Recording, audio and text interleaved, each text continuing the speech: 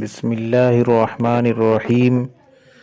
মুনতাখাব হাদিস ঈমান অধ্যায় পৃষ্ঠা নম্বর 19।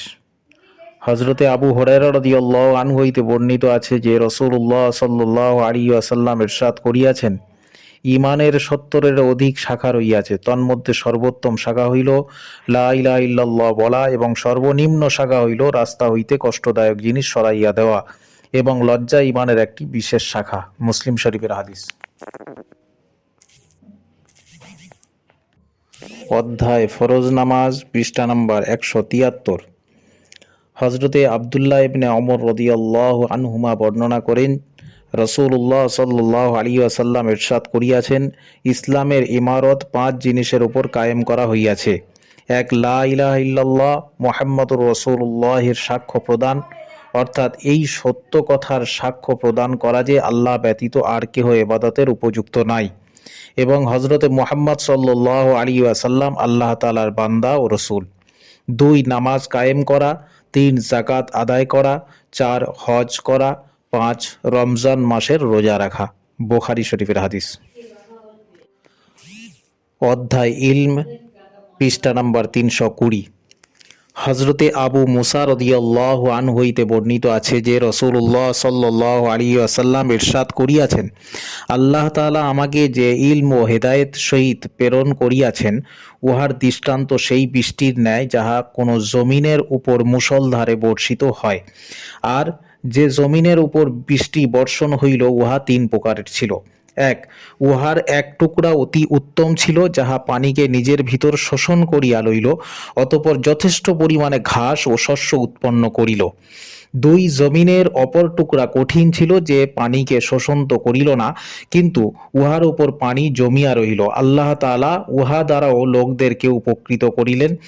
তাহারা নিজেরাও পান করিল, পশুদেরকেও পান করাইল, এবং ক্ষেত কৃষি করিল। 3, সেই বৃষ্টি জমিনের এমন টুকরার উপরও বর্ষিত হইল, যাহা খোলা ময়দান ছিল, যাহা না পানি জমা করিয়া রাখিল আর না ঘাস উৎপন্ন করিল। এমনিভাবে মানুষও 3 প্রকারের হইয়া থাকে। প্রথম দৃষ্টান্ত সেই ব্যক্তির যে দিনের বুঝ হাসিল করিল, এবং যে হেদায়েত সহকারে আল্লাহ তাআলা আমাকে প্রেরণ করিয়াছেন, উহা দ্বারা আল্লাহ তাআলা তাহাকে উপকৃত করিলেন। সে নিজেও শিক্ষা করিল এবং অপরকেও শিক্ষা দিল। দ্বিতীয় দৃষ্টান্ত সেই ব্যক্তির যে নিজে তো ফায়দা হাসিল করে নাই, কিন্তু অন্যান্যরা তাহার দ্বারা ফায়দা পাইয়াছে। তৃতীয় দৃষ্টান্ত সেই ব্যক্তির যে উহার প্রতি মাথা উঠাইয়াও দেখিল না, আর না আল্লাহ তাআলার সেই হেদায়েতকে সে গ্রহণ করিল, যাহার সহিত আল্লাহ তাআলা আমাকে প্রেরণ করিয়াছেন। বুখারী শরীফের হাদিস। অধ্যায় মুসলমানের মর্যাদা পৃষ্ঠা নম্বর 512। হযরতে আয়েশা রাদিয়াল্লাহু আনহা বলেন, আমাদিগকে রাসূলুল্লাহ সাল্লাল্লাহু আলাইহি ওয়াসাল্লাম এই বিষয়ে হুকুম করিয়াছেন যে আমরা যেন মানুষের সহিত তাহাদের মর্যাদার প্রতি লক্ষ্য রাখিয়া আচরণ করি। মুকাদ্দমা সহিহ মুসলিম শরীফের হাদিস। অধ্যায় ইখলাসে নিয়ত পৃষ্ঠা নম্বর 685। হযরতে আবু হুরায়রা রাদিয়াল্লাহু আনহু বর্ণনা করেন যে রাসূলুল্লাহ সাল্লাল্লাহু আলাইহি ওয়াসাল্লাম ইরশাদ করিয়াছেন, আল্লাহ তাআলা তোমাদের বাহ্যিক আকার আকৃতি এবং তোমাদের ধন সম্পদ দেখেন না, বরং তোমাদের দিল ও তোমাদের আমল দেখেন। মুসলিম শরীফের হাদিস। ফায়দা: অর্থাৎ আল্লাহ তাআলার নিকট সন্তুষ্টির ফায়সালা তোমাদের বাহ্যিক সুরত ও তোমাদের মাল সম্পদের ভিত্তিতে হইবে না, বরং তোমাদের দিল ও আমল দেখিয়া হইবে, অর্থাৎ দিলের মধ্যে কি পরিমাণ ইখলাস ছিল। দাওয়াত ও উহার ফজিলত সমূহ পৃষ্ঠা নম্বর 735। হযরতে মুআবিয়া রাদিয়াল্লাহু আনহু বর্ণনা করেন যে রাসূলুল্লাহ সাল্লাল্লাহু আলাইহি ওয়াসাল্লাম ইরশাদ করিয়াছেন, আমি তো আল্লাহ তাআলার পয়গম লোকদের পর্যন্ত পৌঁছানেওয়ালা, আর হেদায়েত তো আল্লাহ তাআলাই দেন।